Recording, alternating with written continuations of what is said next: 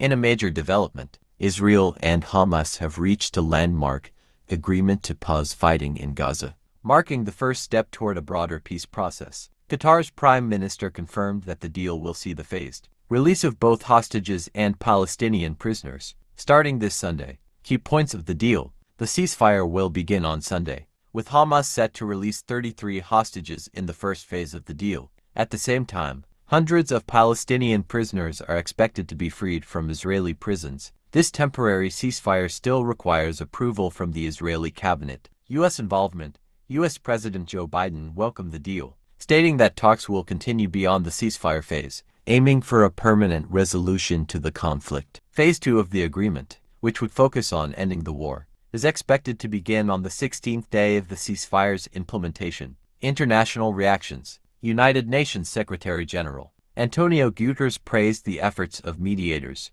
including Qatar, Egypt, and the United States, in brokering the deal. He stressed the importance of the ceasefire in allowing aid to reach Gaza, where the humanitarian situation remains dire. Hostages' families react. Families of those held hostage in Gaza express both joy and cautious optimism. After more than 460 days, the release of 33 hostages brings a sense of hope. However, they urged for the full implementation of the deal, stressing the importance of seeing all hostages return safely. "We will not rest until we see the last hostage back home," said the Hostages and Missing Families Forum. This ceasefire agreement marks a critical moment in the ongoing conflict, but the path to lasting peace remains uncertain. We'll continue to monitor developments closely. Mediators involved in the ceasefire talks between Israel and Hamas have announced the creation of a follow-up mechanism based in Egypt to monitor the agreement and handle any violations. This mechanism will allow violations to be reported and addressed as part of the ongoing